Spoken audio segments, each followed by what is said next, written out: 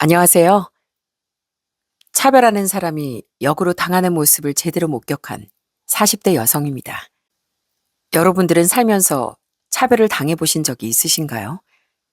전 정말 제대로 차별을 당했었습니다. 바로 시댁에서요. 아무도 말리지 못했던 시모를 당황하게 만들었던 건 다름 아닌 7살짜리 제 딸이었답니다. 제 딸아이 한마디에 시댁 식구들은 그 자리에서 박장대소를 할 수밖에 없었는데요. 지금 생각해봐도 웃음이 절로 나오는 그때의 상황을 한번 여러분들에게 이야기해 보겠습니다. 전 형제들이 정말 많아요. 제가 첫째고 제 밑으로 2살 터울의 남동생과 그 밑으로 3살 터울의 여동생, 그리고 저와 10살 차이가 나는 막내 남동생까지 있습니다.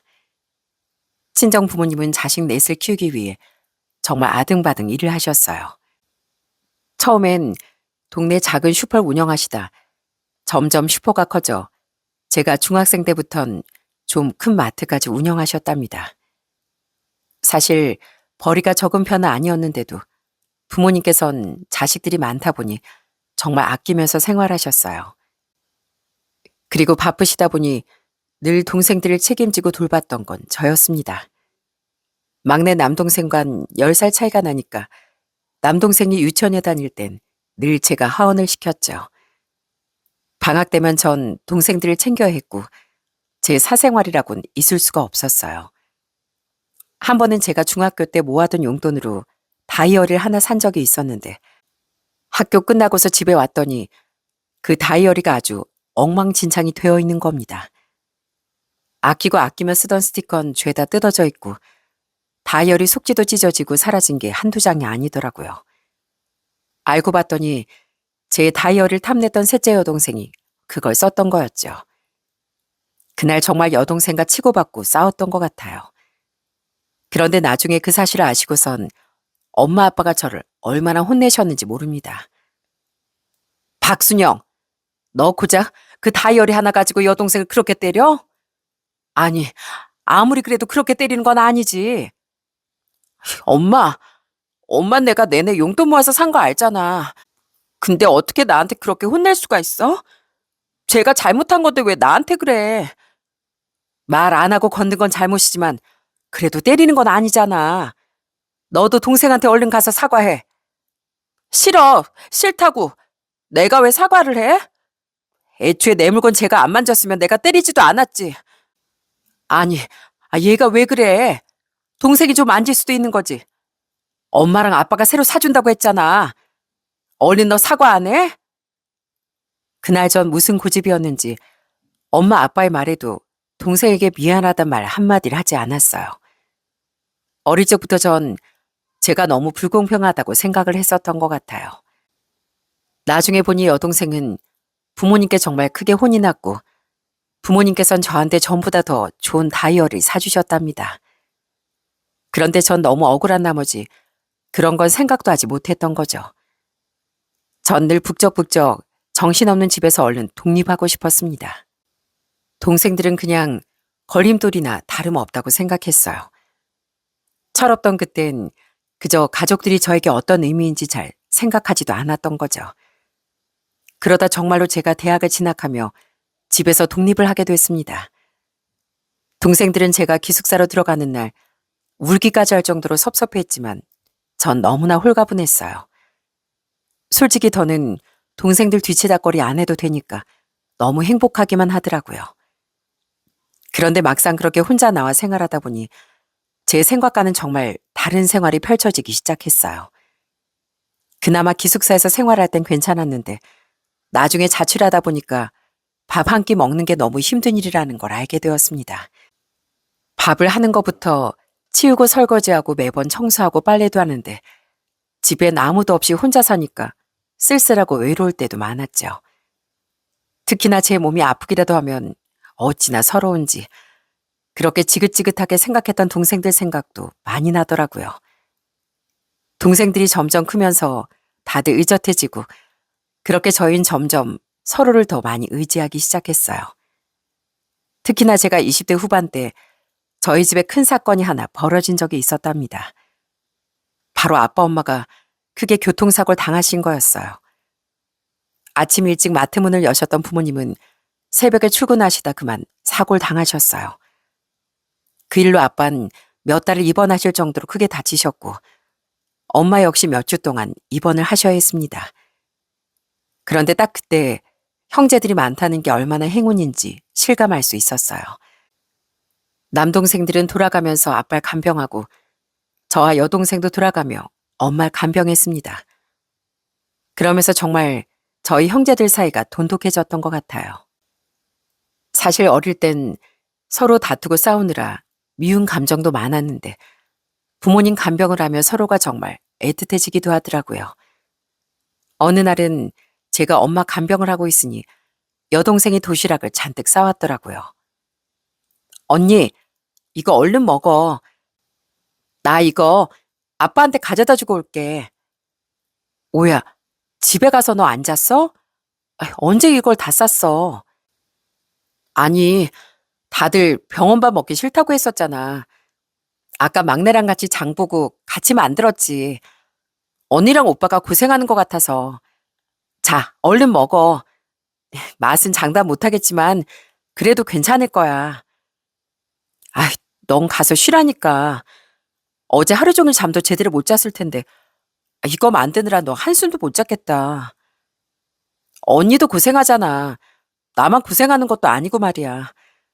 다들 고생하는데 이런 것쯤 아무것도 아니지 뭐.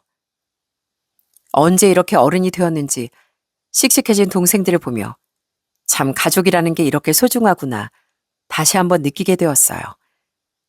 다행히 저희 엄마 아빠는 오랜 병원 생활 후 퇴원을 하시게 되었답니다. 저희 가족에게 부모님의 사고는 정말 큰 사건이었지만 가족들이 다 똘똘 뭉치면 어떤 일이든 이겨낼 수 있다는 걸 느끼게 된 사건이었죠.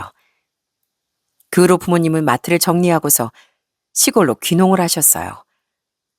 한번 큰 사건을 겪고 나서부턴 좀 여유로운 생활을 하고 싶어 하셨거든요. 그렇게 부모님께서 귀농을 하시게 되면서 다들 뿔뿔이 직장 때문에 따로 살게 되었지만 한 번씩 다 같이 모일 때면 너무나 행복하고 마음이 따뜻해지곤 했습니다. 그런 제가 결혼을 생각하게 된 건 바로 30대 초반이 되었을 때였어요. 직장 동료의 소개로 만나게 된 남편은 중소기업에 다니는 직장인이었어요. 성실하고 따뜻한 성품에 반해 그렇게 결혼을 하게 되었죠. 시댁은 시부모님 두 분이서 크게 한우 곰탕집을 하고 있었습니다. 시숙은 저희가 결혼하기 2년 전 결혼을 해 저보다 1살 어린 형님이 있었고 남편보다 3살 어린 시는 결혼을 해서 옆 동네에 살고 있었어요. 사실 결혼할 때 다른 것보다 크게 걱정했던 것이 있다면 바로 형님과의 관계였습니다. 전 그저 평범한 직장인이었고 형님은 피부과 의사셨거든요. 더군다나 형님인데 저보다 1살 어리다 보니 좀 불편하지 않을까 걱정이 많았어요. 그런데 막상 결혼하고서 보니 형님은 너무 사람이 좋더라고요. 처음 결혼하고서 시댁에서 처음 다 같이 모였을 때도 형님은 방긋방긋 웃으며 절 챙겨주더군요.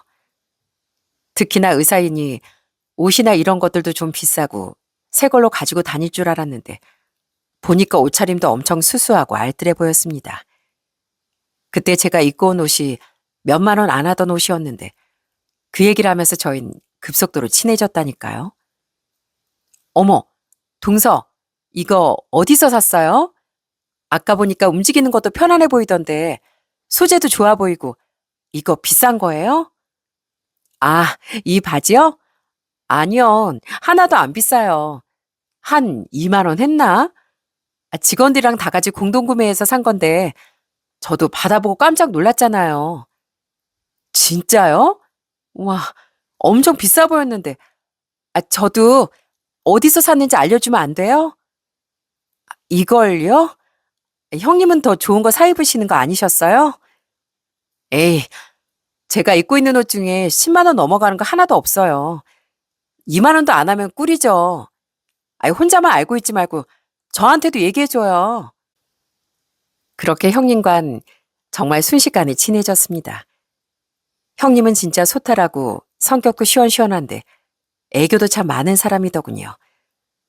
전 말수가 좀 적고 조용한 편인데 저랑 성격이 정반대였습니다. 친해지기 어렵겠다 생각했는데 형님이 워낙 무해한 사람이다 보니 금방 제 마음이 열리더라고요.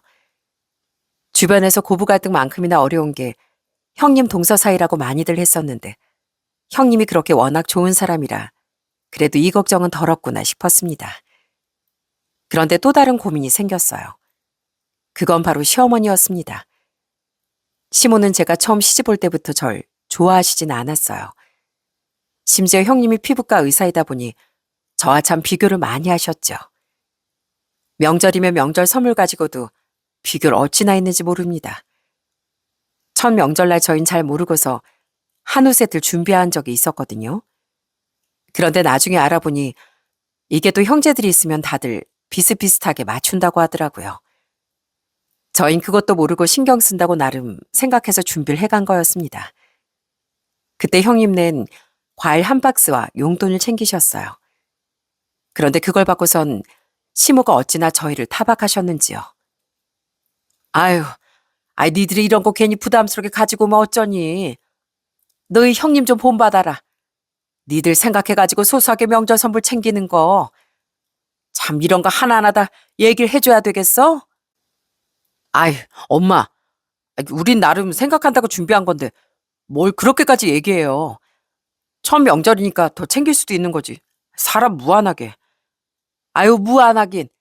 이래서 형만 하나 나오고 없다는 거야. 첫째는 알아서 척척 눈치껏 잘하는데 아무튼 다음부터 니들 이러면 안 되는 거야. 알겠니? 처음엔 무슨 저희가 크게 잘못한 줄 알았습니다. 그런데 시간이 지날수록 이게 시모의 차별이라는 걸 느낄 수 있었어요. 시모랑 신우는 주기적으로 형님네 피부과에 가서 피부 시술을 받곤 했습니다. 그런데 그걸 또 제 앞에서 엄청 부풀려 자랑을 하시더라고요. 어머, 얘, 둘째야. 내 피부 어떠니? 좀 탄력 있어 보이지 않니? 네? 네, 어머님 뭐 하셨어요? 그래. 아유, 하긴 넌 이런 거 잘 모르겠구나. 글쎄 이번에 네 형님이 나랑 막내랑 피부 관리 해주겠다고 불렀지 뭐니. 가서 이모들 했는데 10살은 더 어려졌어. 이래서 내가 첫째를 좋아한다니까. 요즘 내 피부가 축축 처지는 게 느껴져서 얼마나 속상했는데 어쩜 이렇게 잘 알아가지고 딱딱 준비를 하니 그래? 둘째 너도 좀 분발해야 되겠다. 그렇게 다 모인 자리에서 시모가 이렇게 얘기를 하니 시숙과 형님이 엄청 난감해하며 얘기를 하더라고요. 엄마, 그게 무슨 소리야? 엄마가 내내 피부에 주름 생겼네 어쩌네 툴툴대니까 내가 막내들어 모시고 가라고 한 거거든? 무슨 말을 그렇게 해? 아니면 어찌됐건 큰애가 날 이렇게 예쁘게 만들어준 건 사실이잖니. 역시 나 챙겨주는 건 큰애밖에 없다니까. 역시 집안엔 큰 며느리가 잘 들어와야 돼. 옛말 하나 틀린 소리가 없다 얘. 엄마, 거 좀 쓸데없는 소리 좀 하지 마. 엄마가 그러는 거 와이프랑 재수 씨 다 부담 주는 거야. 왜 그래 정말. 결국 시숙이 딱 잘라 말하며 시몬 더 이상 얘기를 하진 않았지만 그땐 정말 시모의 말이 너무 황당하고 어이가 없더라고요. 어떻게 사람 앞에서 대놓고 그런 소리를 하시는지 처음엔 저도 좀 섭섭했죠. 더군다나 시모뿐 아니라 시누이도 그런 시모의 말에 동조하곤 했습니다. 말리는 시누이가 더 얄밉다고 시모 옆에 착 달라붙어 얄밉게 말하는 시누를 볼 때면 참 기가 막힐 때도 많았어요. 한 번은 김장을 한다고 시모가 절 부른 날이었습니다. 그런데 딱 가봤더니 저만 시댁에 와 있는 거예요. 그래서 전 시모에게 얘기를 했습니다. 왜 아무도 없어요, 어머님? 형님이나 아가씨는 안 왔어요? 걔들은 바빠. 너랑 나랑 둘이서만 하면 되지. 안 그래도 바쁜 애들 굳이 부를 필요가 있겠니? 너 얼른 앞치마부터 해. 할 게 아주 태산이야, 태산. 처음엔 형님이나 시누이가 바빠 못 온 줄 알았습니다. 그런데 김장을 거의 다 했을 때쯤 슬그머니 시누이가 시댁으로 나타났더라고요. 그러더니 옆에 앉아 계속 김장한 김치를 야금야금 뜯어먹는데 그게 얼마나 얄미웠는지 모릅니다. 아우, 엄마. 이번에 김장 양념 진짜 잘 됐다. 맛있어. 근데 엄마, 수육은 하고 있어? 어, 거의 다 됐어. 그래, 김치통은 가지고 왔니? 둘째야, 얼른 김치 좀 챙겨줘라. 작은 새언니 진짜 복도 많어. 작은 새언니 김장 안 해봤죠? 우리 엄마가 곰탕집 하면서 김치를 어찌나 잘 담그는지 그 비법 작은 새언니 다 배우는 거잖아요. 그러니까 얼마나 복이야. 그러게나 말이다. 예, 들었지? 너 아주 나한테 진짜 비싼 레시피 배우는 거다. 너 나한테 잘해야 돼. 엄마, 아이 당연히 잘하겠지. 뭐 큰 새언니야 엄마한테 피부 시술도 해줘. 용돈도 두둑히 챙겨줘.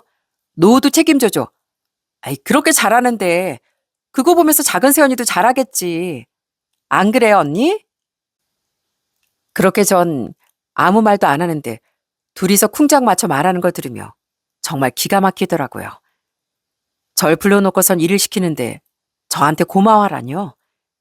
그런데 더 기가 막힌 게 뭔지 아세요? 그날 저녁 시숙네도 와서 같이 밥을 먹는데 형님은 김장을 했는지 아예 모르는 거였습니다. 어머님, 김치 너무 맛있네요. 언제 하셨어요? 저한테 미리 얘기라도 해주시지.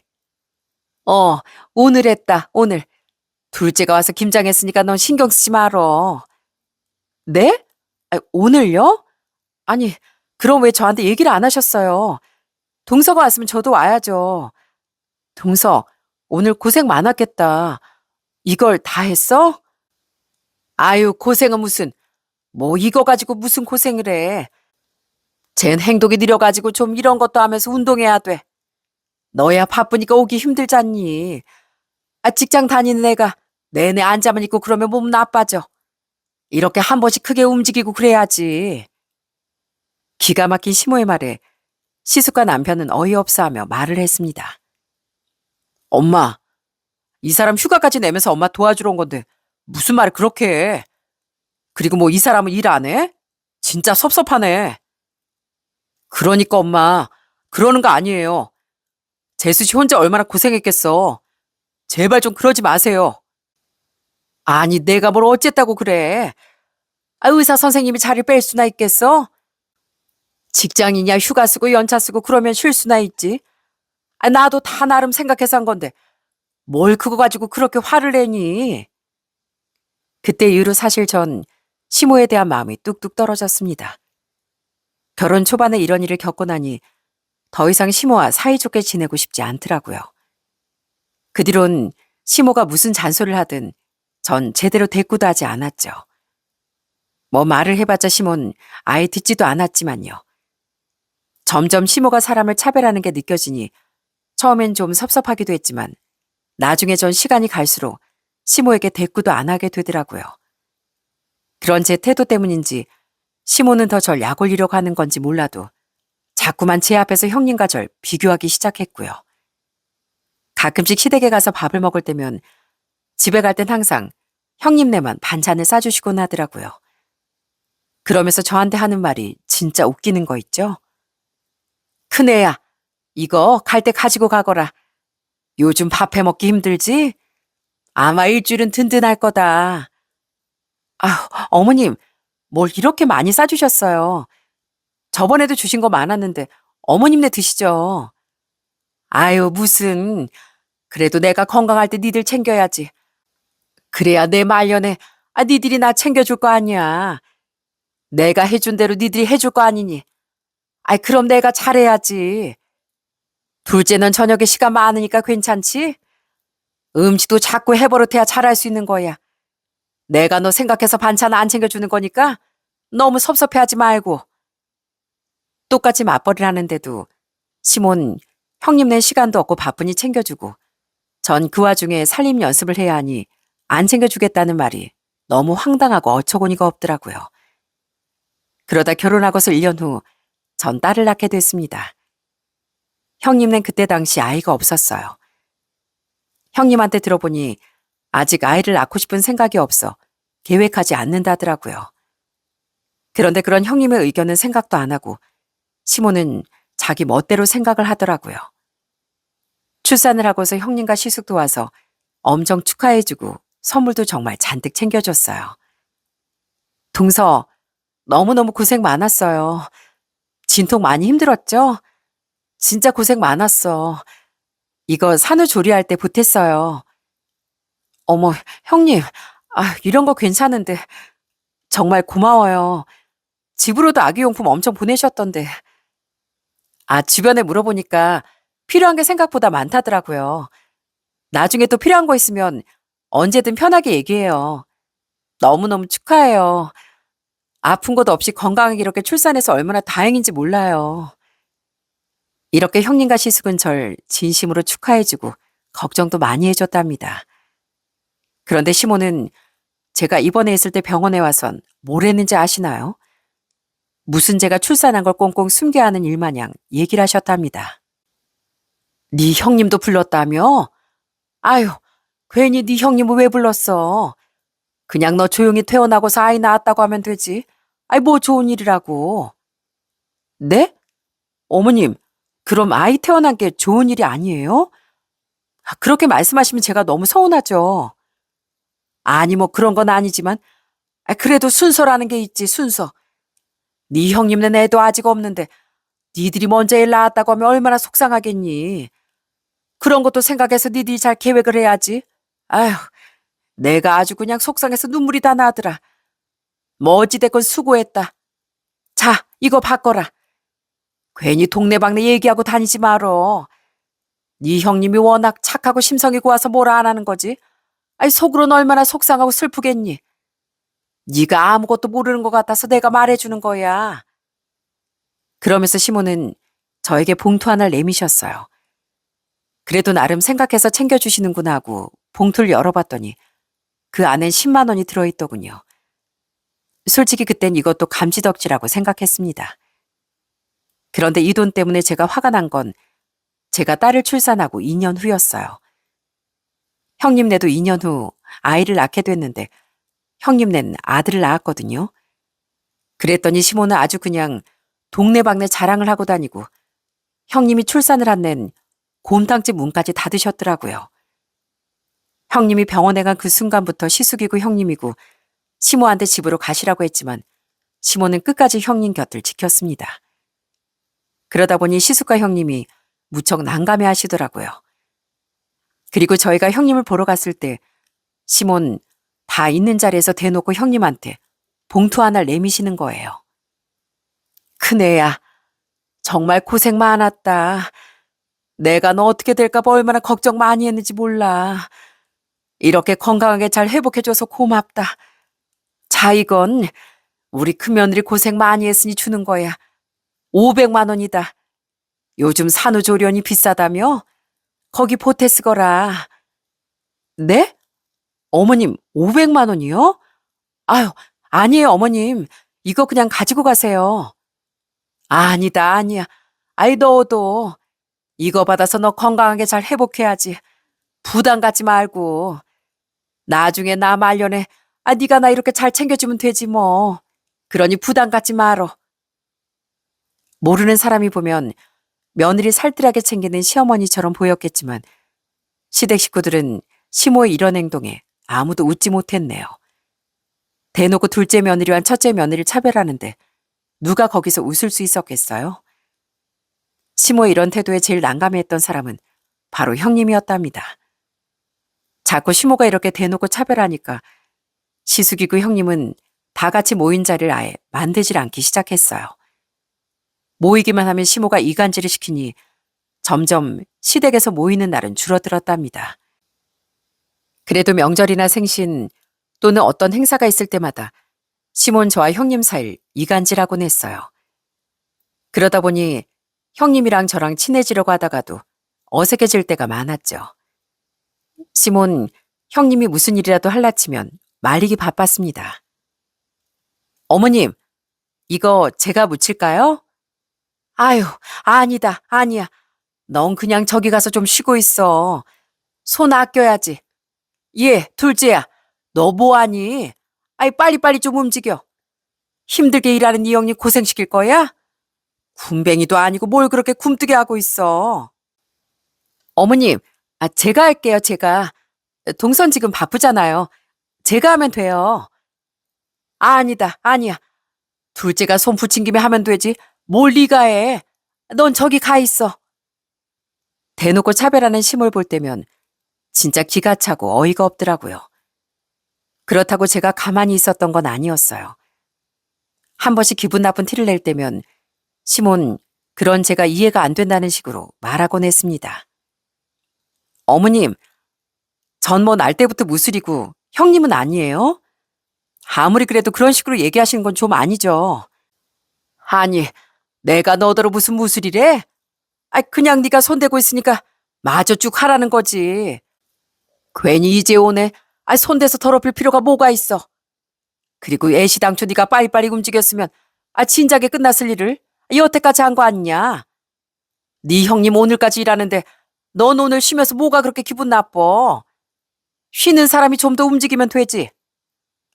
물론 형님이 의사이고 병원 일이 바쁘다 보니 저보다 일을 더 많이 하고 쉬지 못한다는 건 이해했지만 대놓고 이렇게 형님과 차별하는 시모의 태도를 보면서 저도 기분이 좋진 않더라고요. 그래도 시부나 시숙은 저에게 잘해주셨고 특히나 남편은 저희 부모님께 너무 잘했습니다. 그러니 저도 시댁일엔 좀 더 참을 수밖에 없었죠. 남편은 귀농한 저희 부모님을 생각해 한 달에 한 번은 꼭 친정에 가서 농산일을 도와주곤 했어요. 그러면서도 한 번 힘든 티를 낸 적이 없었답니다. 하루 농산일을 돕다가 남편이 어디에 쓸렸는지 피부에 상처가 난 적이 있었어요. 그때 저희 엄마랑 아빠가 약을 주시며 정말 미안해 하시더라고요. 그런데 남편이 허허 웃으며 아무렇지 않게 말을 하더라고요. 아유, 김서방, 미안하네. 괜히 일을 시켜가지고 피부가 아주 다 긁혔네. 쓰라리지? 아유, 아프겠다. 미안하네, 정말. 아유, 아닙니다, 장모님. 하나도 안 아픈데요. 그나마 제가 이렇게 쓸려서 다행이지. 아버님이나 어머님이 다치셨으면 저 진짜 마음 아팠을 거예요. 그래도 나뭇가지들 그 덕에 다 정리해서 다행이네요. 자네도 참 그렇게 말해주니 정말 고맙네. 자네 덕분에 오늘 할 일 다 했어. 나 혼자 있으면 이틀 넘게 고생했을 텐데 매번 이렇게 와서 우리를 도와주고 고맙네. 아유, 당연히 사이로서 제가 와야죠. 아내도 저희 집에 정말 잘하고 아내가 저희 집에 하는 것에 비하면 솔직히 제가 하는 건 아무것도 아닙니다. 죄송합니다, 장인어른 장모님. 귀하게 큰 딸, 제가 귀하게 여겨 하는 건데 대신 제가 여기 머슴으로 더 열심히 일하겠습니다. 남편은 그렇게 저희 친정집 일에도 정말 열정적이었어요. 평소에 회사에서 주는 연차나 휴가도 늘 저희 집 수확철에 맞춰 쓰곤 했으니까요. 그런 남편의 배려를 보며 저 역시 시댁에 잘할 수밖에 없었죠. 아마 전 남편의 그 마음을 생각해 계속 참아왔던 것 같습니다. 솔직히 제 성격이라면 한번 엎었을 만도 했지만 그냥 시모의 말을 한 귀로 듣고 한 귀로 흘리며 넘어갔었네요. 그러던 어느 날 결혼하고서 8년 차인 작년 명절에 정말 기가 막힌 사건 하나가 벌어지고 말았어요. 명절이라 다 같이 모여 하하호호 웃으며 밥도 먹고 재밌게 시간을 보내고 있는데 점심 먹고 과일을 먹다 갑자기 시모가 줄 선물이 있다며 안방에서 뭔가를 들고 나오셨어요. 그건 바로 자동차 계약서였습니다. 제네 땡땡이라고 하는 9천만 원 정도 되는 차였습니다. 다들 이게 뭔가 하고 쳐다보고 있는데 시모가 그 서를 형님에게 내밀며 얘기를 하더라고요. 그때 시모가 하는 얘기를 듣고선 다들 경악을 금치 못했죠. 자, 이거 큰애 네 거다. 내가 이번에 큰맘 먹고 차 한 대 뽑았어. 너 지금 타고 다니는 차 거의 10년도 넘었지? 아끼는 것도 좋다만 몸도 생각해야지. 자고로 차는 좋은 걸로 타고 다녀야 되는 거야. 자, 얼른 바꿔라. 네? 어머님, 이거 비싼 차잖아요. 제가 이걸 받으라고요? 어머님, 저 이거 부담스러워서 못 받아요. 아유, 그래, 얼른 받아. 내가 너 사주려고 이번에 엄청 알아봤어. 나도 크게 식당 하는데 이 정도는 당연히 해줄 수 있지. 우리 며느리 다리 퉁퉁 부으면 안 된다. 혹시라도 낡은 차 타고 다니다가 사고라도 나면 내가 잠을 못 자. 내 노년 책임질 며느리인데 내가 지금부터 잘해야지. 나중에 우리 큰아들이랑 큰며느리가 나 모시고 살 거 아니니. 나중에 편하게 노후 보내려면 나도 지금부터 잘해야 되지 않니? 안 그래? 말로 하다 못해 이렇게 대놓고서 차별하는 심을 보는데 정말 기가 막혀 헛웃음이 절로 나오더라고요. 그런 제 반응에 시숙과 남편이 엄청 당황해하며 그런 시모를 말렸습니다. 엄마, 무슨 소리 하시는 거예요? 무슨 말년 우리가 모셔. 그런 게 어디 있어요. 저희 그럴 생각 없으니까 이거 주지 마세요. 와, 엄마 진짜 치사하다. 형수님만 며느리고 내 와이프 며느리도 아니야? 아니 주려고도 우리 없을 때 주던가. 아니 대놓고 이렇게 주는 건 또 뭐래. 진짜 기분 나빠 엄마. 예. 아이 기분 나쁠 게 뭐가 있니.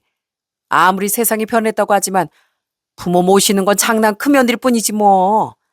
아 말년 편하게 보내려고 나도 노력하는 건데 네가 뭐가 기분 나빠. 그리고 둘째야 몸도 튼튼하고 그러니까 버스 타고 다녀도 되지 뭐. 네 형순 우리 대일 손자 낳아가지고 육아하느라 힘든데 이 정도 시댁에서 좀 해줄 수도 있지. 우리 집안 대를 잇는 건데. 정말 기가 막힌 얘기를 아무렇지 않게 늘어놓는 시모를 보며 이건 참 답도 없다 싶더라고요. 다들 할 말을 잃고 어처구니 없어 하는 그때 시모를 향해 날카롭게 얘기를 한 사람이 있었어요. 그건 바로 7살 된 제 딸이었답니다. 딸은 가만히 그 상황을 옆에서 지켜보다 시모를 향해 소리를 치더라고요. 할머니, 할머니 그러면 안 돼요. 왜 우리 엄마한테는 안 줘요? 우리 엄마는요. 아이 너그 엄마 버스 타도 돼. 저 다리 좀 봐라. 통통하니 아무리 걸어다녀도 괜찮겠다. 그리고 이 헬미 늙으면 네 큰엄마가 할미 말년에 모시고 살 거니까 할미가 다 생각해서 주는 거야. 할머니, 그런 게 어디 있어요. 그러다 말년에 후회해요. 뭐? 그때 저희 딸이 하는 말을 듣고 시모는 무척 당황해 하더라고요. 얼마나 말년 그랬으면 7살짜리 그 어린애가 그런 말을 했겠어요. 그리고 당황한 시모에게 딸은 더 큰 한 방을 날렸답니다. 할머니, 자꾸 말년 하는데 할머니 그러다 후회한다고요. 할머니 뭐 영원히 사실 것 같아요? 저 앞으로 공부 열심히 해서 우리 엄마만 호강시켜 줄 거예요. 할머니 그러다 저한테 호강 못 받아요. 내가 다 기억할 거예요. 뭐? 너 어디서 그런 말을 배웠어? 어디서? 할머니 맨날 그러잖아요. 말년. 할머니가 맨날 그러고 저 TV에서도 봤어요. 할머니 자꾸 그러면 나 할머니 나이 들어도 하나도 안 챙겨줄 거예요. 그러자 옆에 있던 시부가 아주 깔깔 웃더니 제 딸을 힘껏 안아주시며 시모에게 한 소리를 하셨습니다. 아이고, 아주 우리 소녀 야무지다, 야무져. 역시 우리 김씨 집안 소년 이렇게 야무지다니까. 당신 들었지? 그렇게 며느리들 차별하다가 손녀한테 버림받아. 어떻게 대놓고 그렇게 하는지. 에휴, 지금껏 그래도 내가 당신 고생한 거 있어서 참았는데 그러는 거 아니야. 오죽하면 이 어린애가 이렇게 얘기를 하겠어? 아니, 뭐 내가 뭘 그랬다고 당신은 그래요. 내가 뭐 틀린 말 한 것도 아니고. 끝까지 시몬 자기 잘못이 없다는 식으로 얘기를 하자 가만히 난감해하고 있던 형님이 나섰습니다. 그때 처음으로 형님이 냉정한 표정을 짓는 걸 봤던 것 같아요. 어머님, 저 이거 너무 부담스럽고 못 받아요. 아휴, 아니 뭐가 부담스러워. 나 그 정도 능력은 돼 얘. 걱정하지 말어. 아니 그게 아니고요. 어머님 마음은 정말 감사하지만 어머님 그러시는 거 너무 불편해요. 다른 것보다 저 가족들끼리 이렇게 불편하게 지내고 싶지 않아요. 저 동서랑 진짜 친하게 지내고 싶어요. 근데 어머님이 이러시면 전 어머님이랑 더 가까워지지 못할 것 같아요. 뭐라고? 아니 큰애야. 난 다른 게 아니고 전 지금 타고 다니는 차가 편하고 좋아요. 제 의사도 안 물어보시고 이렇게 마음대로 결정하시는 건 저 좀 불편하네요. 아니, 그럼 이거 누가 타고 다녀? 이거 이미 계약도 다 해서 모를 수도 없는 노릇이고 이게 얼마짜리 차인데. 그건 어머님이 알아서 하시고요. 저희 좀 나갔다 올게요. 동석, 가자. 그렇게 형님은 제 손을 이끌고 시댁 밖으로 나와버렸습니다. 형님은 나오면서도 저한테 미안해 하더라고요. 솔직히 형님이 미안해할 일은 아닌데 저도 참 씁쓸하고 형님도 속상해했습니다. 그 뒤로 저와 형님은 동네 맥주집에서 술 한 잔씩 마시며 얘기를 나누게 됐어요. 그런데 형님도 형님 나름의 고충이 많았더라고요. 그놈의 말년하는 얘기를 형님한테 시모가 매번 했나 보더라고요. 동서, 미안해요. 솔직히 난 동서랑 진짜 친해지고 싶었는데 어머님이 왜 자꾸 저러시는지 모르겠어. 매번 원하지도 않는 걸 보내시곤 나한테 말년에 똑같이 해주면 된다 이러시고 그동안 나도 참 부담스러웠거든요. 정말요? 전 그냥 어머님 형님 좋아하시고 더 챙겨주시는 줄 알았는데. 물론 챙겨주시죠. 챙겨주시긴 하는데 제 의견 따위는 없어요. 그냥 어머님 말년을 위한 보험이랄까? 그렇게 대하시니까 저라고 편하지도 않고 이참에 한번 제대로 엎어야 되겠어요. 그렇게 형님은 연거푸 술을 들이키더니 다시 시댁으로 향했습니다. 그리고선 시댁 현관문을 활짝 열더니 큰 소리로 시모를 불렀어요. 어머님, 어머님, 저 여기 술상 좀 봐주세요. 형님의 큰 소리에 방에 있던 시모와 다른 식구들이 화들짝 놀라 뛰쳐나왔더라고요.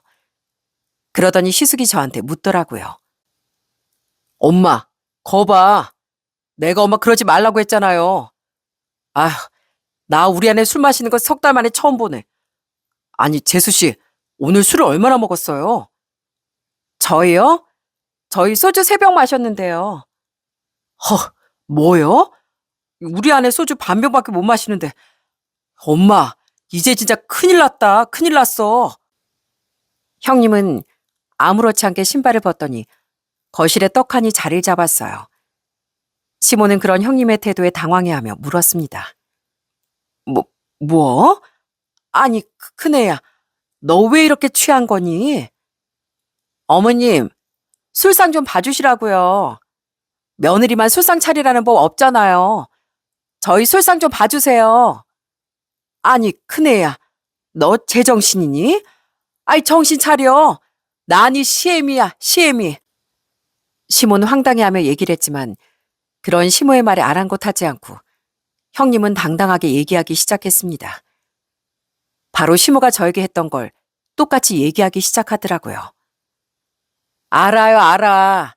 아이, 어머님, 그러니까 가서 얼른 술상 해주시라고요. 아니, 아주 군뱅이가 친구하자고 하겠네요. 너무 느려요, 느려. 뭐? 아니, 이 애가 뭐 잘못 먹었나? 아휴, 어머님, 왜 그러세요? 저한테 노년 맡기시려면 잘하셔야죠. 우리 동서한테 맨날 이렇게 시키셨잖아요. 뭐만 했다면 느리다고 막 타박하고 비교하고. 저라고 뭐 안 불편했겠어요? 뭐라고? 아니, 큰애야, 너 대체 왜 그러니? 내가 뭘 어쨌다고 그래? 그러자 형님은 비틀거리며 일어나더니 시모를 향해 더 당당하게 얘기하기 시작했습니다. 그 모습에 주변의 사람들은 다들 웃음을 참지 못했어요. 어머님, 저 말한 김에 한마디 더 할게요. 어머님 제발 좀 저희한테 반찬 좀 그만 보내세요. 저희 먹지도 않는 반찬 한 무대기 보내서 저희가 그거 처리하느라 돼지 되겠어요. 무슨 전이고 갈비찜이고 잡채고. 저희가 무슨 맨날 밥만 먹는 사람이에요? 그거 처리하느라 얼마나 힘든 줄 아세요? 아니, 예, 너 왜 그러니? 그거 다 널 위해서 내가 그런 거잖아. 절 위해서요? 저 그런 거 싫어해요. 제 의견은 한 번 물어보지도 않으시고 매번 어머님 혼자 그렇게 보내시는 거잖아요. 그리고 저 싫어요. 제 차 타고 다니는 게 편하다고요. 왜? 왜 제 말은 듣지도 않으시고 왜 마음대로 그러시냐고요. 제가 언제 어머님 말년 책임진다 그랬어요? 아니, 혜미야. 왜 그래, 너? 난 그냥 널 생각해서 그런 건데. 아니죠. 바로 어머님 위해서죠. 저 위해서요? 아니잖아요. 어머님 소녀가 하는 말 들으셨죠? 어머님 그러시다가 진짜 후회해요. 아휴, 얘가 왜 그래? 너 대체 나한테 왜 그러냐? 그러자 시부와 시숙이 옆에서 엄청 깔깔 웃으며 얘기를 했습니다. 그것 봐, 당신. 내 그럴 줄 알았어. 내가 옆에서 제발 그러지 말라고 얘기했지? 아주 며느리들 사이를 갈라놓으려고 하더니만 아주 그냥 꼴 좋다, 꼴 좋아. 아휴, 당신까지 왜 그래, 정말. 그렇게 그날 명절은 정말 난리도 아니었습니다. 형님은 술 기운에 자기가 욕을 먹는 한이 있더라도 저 대신 복수를 해주고 싶었던 거였어요. 사실 그동안 시모가 정말 형님네만 같이 있으면 엄청 절 시키고 그러셨거든요. 의사 형님이고 거기다 아들까지 낳다 보니 대놓고 차별하셨는데 형님 입장에서도 엄청 불편하고 싫었던 모양이었어요. 중간에서 시부고 시숙이고 저희 남편까지 말렸지만 시몬 끝까지 형님과 절 차별하셨답니다. 그렇게 가족들이 말려도 안 되니 형님이 직접 나선 거였죠. 그 뒤로 상황은 확 바뀌고 말았습니다. 저 역시 시모에 대한 섭섭함이 터져 시모 연락도 안 받았고 형님 또한 시모가 불편하다며 연락도 안 하고 받지도 않더라고요. 남편은 제가 마음이 풀릴 때까지 시댁과 연락하지 않아도 된다고 절 달래줬습니다. 그로부터 일주일 뒤 시부에게서 연락이 왔습니다. 조심스럽게 혹시 같이 저녁 식사를 할 수 있겠냐며 연락이 먼저 오셨더라고요. 남편은 제 의견을 먼저 물어봐줬고 전 고민 끝에 그 자리에 참석하게 되었죠. 알고 봤더니 시부께선 저희뿐 아니라 형님에게도 연락을 하셨던 모양이었어요. 그렇게 저희는 일주일 만에 다 같이 모이게 됐습니다. 시부께선 그래도 중재를 해보려고 자리를 마련하셨던 거였어요. 그렇게 어색하게 시댁에 모여 앉아있으니 시모가 먼저 말을 꺼내더라고요. 둘째야, 미안하다. 그동안 내가 섭섭하게 했다면 정말 미안하구나. 솔직히 난 네가 좀 나한테 대꾸도 안 하고 그러기에 별 신경 안 쓰는 줄 알았다. 정말 미안하다. 사실 너한테도 차 한 대 사주려고 그러긴 했어. 근데 네 형님이 그래도 첫째니 먼저 해주고 내년엔 너 사주려고 그랬어. 미안하다 정말. 당신 그렇게 말만 하지 말고 얼른 빨리 내놔. 아이 얼른. 그러더니 시부의 최근에 시모는 손에 있던 무언가를 저에게 내보이더라고요. 그건 바로 차 키였답니다.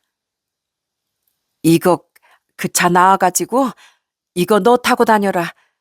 네 형님은 안 받는다고 하는데 어쩌겠니. 이거 네가 타고 다녀. 네? 아니에요. 저 이거 부담돼서 못 타요. 됐어요. 저한테 무슨 이런 비싼 차를. 아유, 그러니까 이게 얼마짜린데 타고 다녀. 그래서 네가 안 되는 거야. 네가 자꾸 너 자신을 낮추려고 그러잖니. 어? 너도 이렇게 멋진 차 타고 다니고 그러면 좀 좋아? 그러니까 네가 타고 다녀. 내가 잘못했다. 너한테 내가 사과하는 의미에서 주는 거니까 부디 잘 타고 다녀. 결국 전 시모가 내민 차키를 받게 됐습니다. 그러면서 시모는 제 딸에게도 슬쩍 얘기를 하시더라고요. 나은아, 이 할미 진짜 나중에 병 걸리고 꾸부랑 할머니 되면 네가 정말 할머니 안 챙길 거야? 그냥 놔둘 거야? 아니요. 오늘 할머니 보니까 제가 생각 다시 해볼게요. 뭐? 끝까지 할미 모신다는 말을 안 하네. 제가 지켜본다고요. 할머니가 또 언제 변할지 모르잖아요. 아이고, 알았다, 알았어. 내가 아주 넌 못 이기겠다. 할미가 앞으로 잘하마. 엄마한테도 잘하고 할미가 앞으로 잘할 테니까 우리 손녀 제발 마음 풀어. 결국 시모의 말에 저흰 박장대소라며 웃고 말았답니다. 그리고 뒤이어 하는 시모의 말을 듣고 저와 형님은 마음이 풀어질 수밖에 없었어요. 사실 시모는 돌아가신 시할머니를 평생 모시고 사셨거든요. 시집살이도 심했다며 말하시더라고요. 난 솔직히 내 나름대로 잘한다고 생각을 했어. 난 우리 어머니 모시고 살면서 금가락지 하나 못 받았다니까. 곰탕집 하면서도 어찌나 잔소리를 들었는지. 그래도 난 큰애한테 내가 잘하면 나중에 미움받으며 살진 않겠거니 싶어서 내 나름 그렇게 잘했던 건데 그렇게 부담스러워할 줄은 몰랐지. 미안하다 큰애야. 그리고 둘째한테도 내가 참 미안하고 내가 니들한테 잘못했다. 나도 어쩔 수 없는 시애미인가 보다. 됐어요, 어머님. 대신 앞으로는 저랑 동서 똑같이 생각해 주세요. 자꾸 그렇게 말년말년하면서 부담 주지 마시고요. 알았다, 알았어. 내가 다시는 안 그러마. 내가 다시 그러면 시애미가 아니다. 난 그냥 둘째 날 별로 좋아하는 것 같지도 않고 그리고 큰애한테 잘 보여야 한다는 생각이 그만. 내가 어른으로서 잘못한 것 같구나. 정말 미안하다. 큰애랑 작은애 모두한테 미안해. 뒤돌아 생각해보니 내가 좀 너무했던 것 같구나. 그러니 진심으로 사과하마. 시모께선 잔뜩 풀이 죽은 표정으로 저와 형님에게 사과를 하셨어요. 사실 어른이 먼저 화해의 손을 내민다는 게 정말 쉽지 않잖아요. 거기다 시부께서 이렇게 손수 자리까지 마련해 주셨는데 거기에 대고 냉정해 줄 수는 없었답니다. 그렇게 저흰 섭섭한 마음을 풀게 되었어요. 그리고 그렇게 마음을 풀고 나서 얼마 후 저에겐 정말 큰 축복이 내려졌답니다. 바로 8년 만에 아들을 임신한 거예요. 그렇게 둘째를 임신하려고 노력했을 땐 안 생겨 저희 부부에겐 자식이 한 명뿐이구나 생각하고 포기하고 있었는데 드디어 둘째를 갖게 된 거죠. 어찌나 다들 좋아하고 행복해했는지 모릅니다. 저희 친정에서도 정말 기뻐하셨지만 누구보다 눈물까지 흘리며 좋아하셨던 건 바로 시모셨어요. 제 둘째 임신 소식을 듣고 눈물로 저에게 전화가 오셨더라고요. 둘째야, 너 임신했다며? 아유, 축하한다, 축하해. 그렇게 너 둘째 갖고 싶다고 했었는데 그동안 내가 못된 마음 갖고 있어서 안 생겼었나 보다. 내가 정말 미안하다, 얘. 너한테 그렇게 스트레스가 되는 줄도 모르고 이렇게 다 풀고 나니까 바로 둘째 생겼다고 하니 내가 정말 미안하고 또 미안하다, 얘.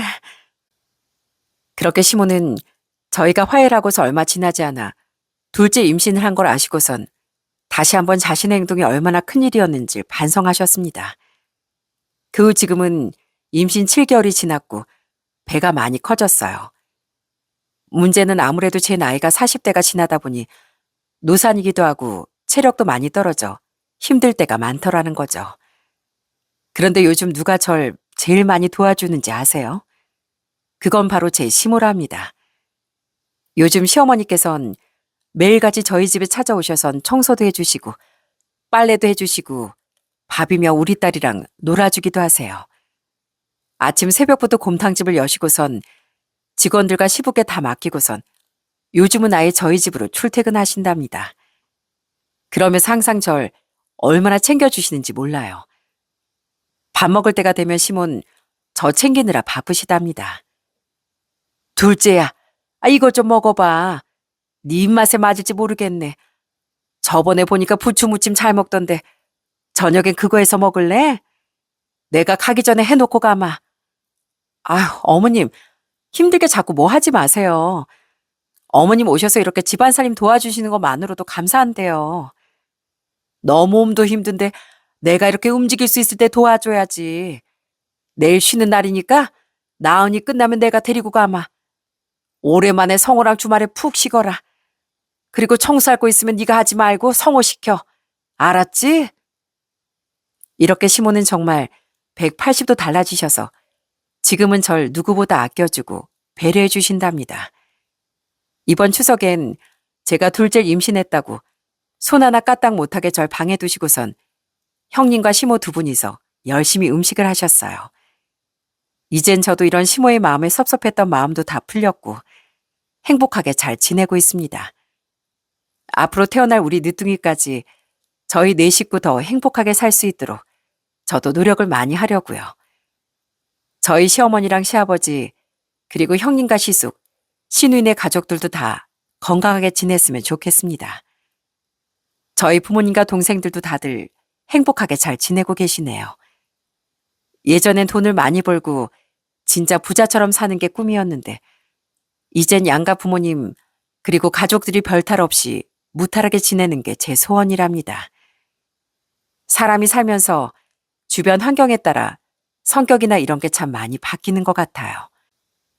저 역시 형제가 많은 곳에 장녀로 크다 보니 어렸을 땐 내가 잘 살고 진짜 떵떵거리며 살고 싶다는 생각이 컸었습니다.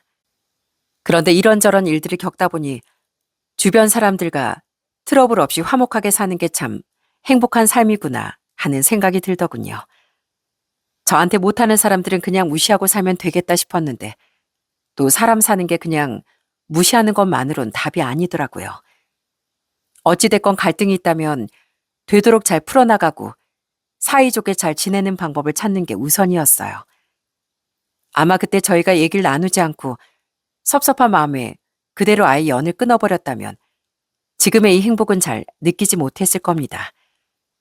그래도 어떻게든 갈등을 풀어보려고 했으니 지금의 더 큰 행복을 느낄 수 있는 거겠죠. 아무리 돈이 많다고 한들 주변에 마음을 나눌 사람 한 명 없이 외롭게 산다면 그건 진정으로 행복한 삶이 아니라고 생각합니다. 그러니 여러분들도 주변의 사람들과 진솔하게 얘기도 나누며 서로를 배려하고 위해 주셨으면 좋겠네요. 모든 분들의 가정에도 늘 평화와 행복이 가득하길 바라며 이만 제 이야기는 마치도록 하겠습니다. 들어주셔서 감사합니다.